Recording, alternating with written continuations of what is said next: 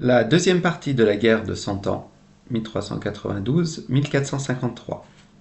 Premier point, 1392-1422, la maladie de Charles VI et les guerres.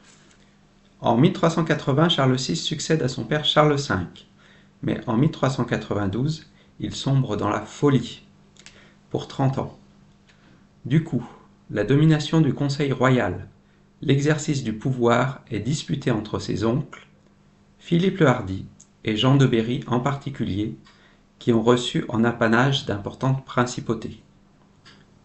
Philippe le Hardi, duc de Bourgogne, est également comte de Flandre, après son mariage avec Marguerite de Flandre. Il parvient à prendre l'ascendant sur son frère Jean, le duc de Berry, ce qui lui permet de faire briller sa propre cour. Mais Louis d'Orléans, le frère cadet de Charles VI, finit par s'opposer à lui, en particulier autour de la question de la conquête de la Guyenne. En 1404, à la mort de Philippe le Hardi, Louis d'Orléans prend la tête du Conseil royal et coupe les subsides à son fils Jean sans Peur.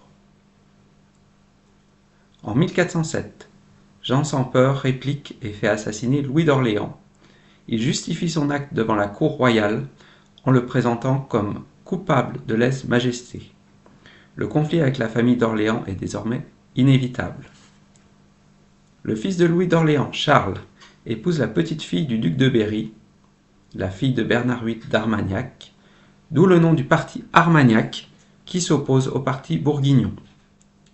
Et je vais représenter les membres du parti Armagnac en bleu-azur et les membres du parti bourguignon en rouge, en référence aux couleurs respectives des maisons d'Orléans et de Bourgogne. Alors Jean sans Peur parvient à s'assurer une certaine popularité, en particulier en dénonçant l'impôt destiné à lutter contre les Anglais et à financer les dépenses de la cour de Charles d'Orléans. À Paris, sa politique religieuse lui attire également les sympathies de l'université. En 1409, il obtient le pardon de Charles VI, il évince Jean de Berry et prend le contrôle du Conseil royal. En Angleterre, le nouveau roi Henri V décide de profiter de l'opportunité offerte par ses désordres. En 1413, il réclame les anciennes possessions des Plantagenets, le paiement de la rançon de Jean II, qui n'a jamais été totalement acquittée, et la main de Catherine, la fille de Charles VI. En 1415, après la prise d'Harfleur, puis une retraite vers Calais, les troupes anglaises sont arrêtées à Azincourt par une armée royale commandée par le connétable armagnac Charles Ier d'Albret. Mais c'est une hécatombe. 15 000 Français sont défaits par l'artillerie et Charles d'Orléans fait partie des prisonniers. Les Anglais peuvent poursuivre leur conquête. En 1418, Jean sans Peur se fait ouvrir les portes de Paris et ses partisans massacrent les Armagnacs. Du coup, le dauphin Charles VII part se réfugier à Bourges, la capitale du duché de Berry, afin d'organiser la résistance aux Anglais et aux Bourguignons.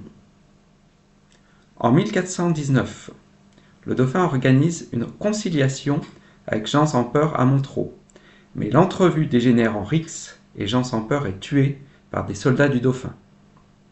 Sous l'influence de Philippe le Bon, le fils de Jean sans Peur, la reine Isabeau de Bavière refuse de pardonner à son fils et signe avec les Anglais en 1420 le traité de Troyes qui prive le dauphin de ses droits au trône et promet à Henri V la couronne de France à la mort de Charles VI.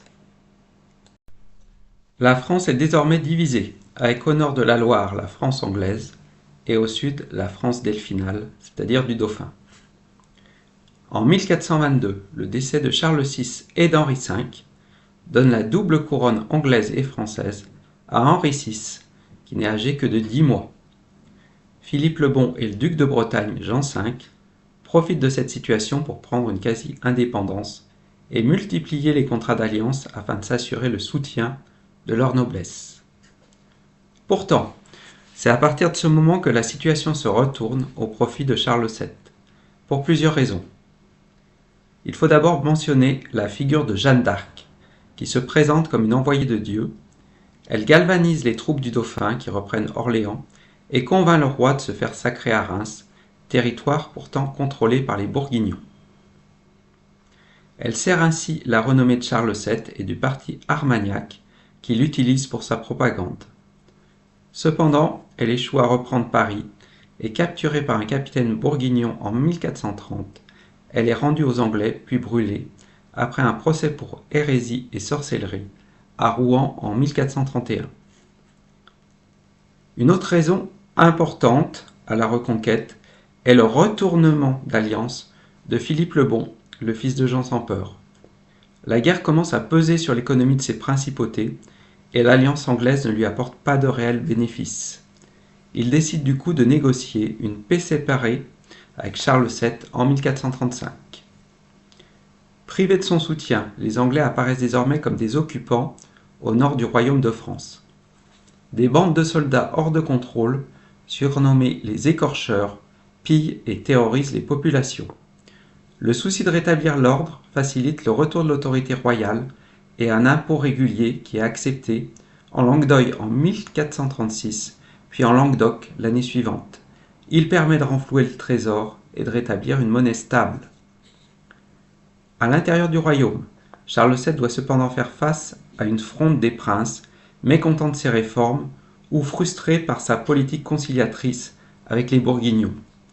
En 1439, une tentative de coup d'État est menée au profit du nouveau dauphin Louis, mais elle ne suscite aucun soutien populaire et elle se désagrège.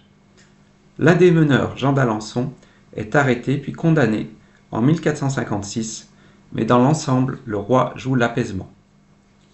Grâce à ses ressources financières, il parvient à créer une armée permanente de 15 compagnies de gendarmes, c'est-à-dire environ 9000 hommes, à laquelle il ajoute l'année suivante une armée de réserve d'archers. De 1449 à 1453, il reprend les hostilités avec l'Angleterre et avec l'alliance du nouveau duc de Bretagne François Ier, il parvient à reprendre la Normandie et à conquérir la Guyenne. On constate aussi que le sentiment national semble progresser pendant cette période. Les Anglais sont surnommés péjorativement les Godons, contraction de God Down Me, Dieu contre moi, et l'idée que la mort pour la patrie est un devoir commence également à se développer.